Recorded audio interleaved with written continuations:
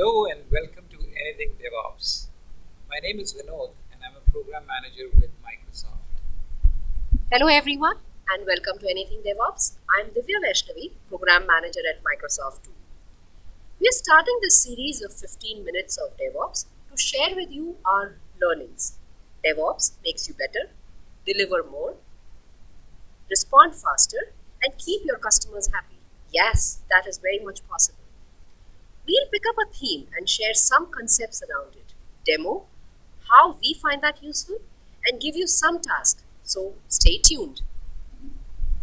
Alright, so since this is the first one in the series, let's set some ground rules. The first thing, as Divya mentioned, the session are 15 minutes. This is important because we want less commitment and more retention. The theme of the series for now is speed up test cycles, and we're going to cover a few more sessions around this in the coming weeks. More importantly, this channel provides you access to the DevOps expertise that we have in our team.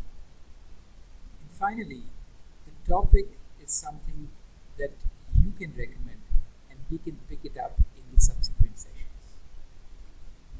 So let's look at what is the problem that we're trying to address today. Tests are the most important part in the pipeline. They help you deliver with confidence and with high quality. But what we found with our experience is functional and integration tests take really long.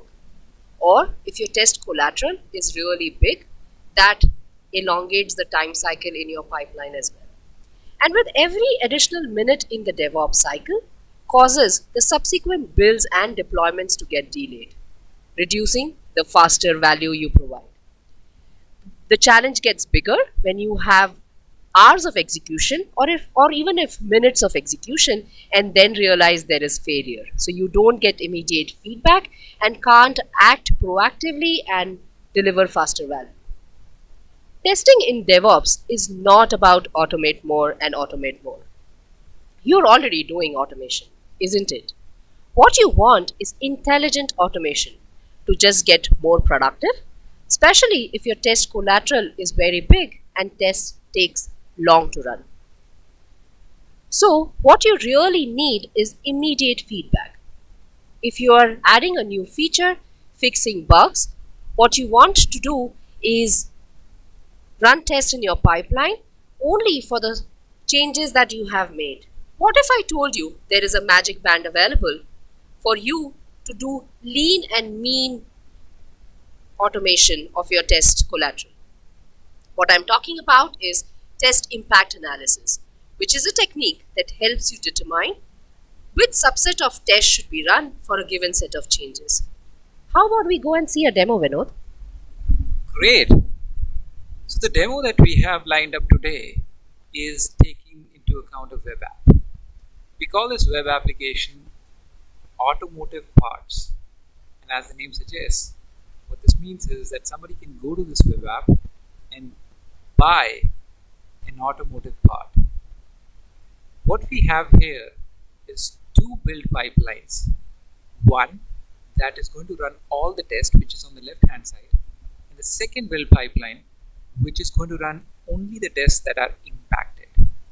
As you can see, currently there is an option to run only impacted tests. Now, this is Visual Studio Team Services that we're using for the demo because that's the best we know. But test impact analysis as a concept exists in DevOps and should be supported by any other pipeline as well. So let's go and make a small change to trigger both these builds. What we're going to do here is just add a cosmetic change and do a commit which should trigger the pipeline. When the pipeline gets triggered, we'll be able to see that on the build page. As you can see, the pipeline that is going to run all the tests is already triggered, and because both the pipeline depends on the same source code, both of them are running at the same time. Right now the solution is being built, but somewhere in this pipeline at some stage, the tests will run. And that is where we will measure what impact does TIA or test impact analysis has on the overall execution time of the pipeline. As you can see, the tests have started executing on in both the pipelines. It can't be better, right? Because we are trying to analyze which one runs faster. Remember I said the one on the right hand side is the one which has test impact analysis enabled. So we expect this one to complete much faster than the one on the left hand side. Let's just give a few seconds for this to complete. As you can see, the tests have completed in the pipeline which had test impact analysis enabled, and it has already progressed into the next steps in the pipeline. Whereas the left side, the pipeline is still in the test stage, right?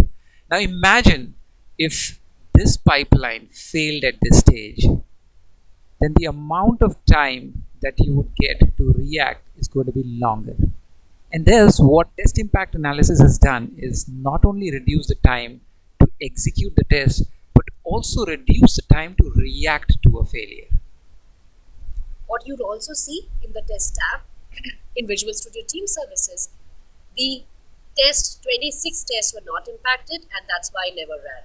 And like Vinod said, if there were failures, you could very easily see them here and react to it, while the whole pipeline, as you can see, is still running.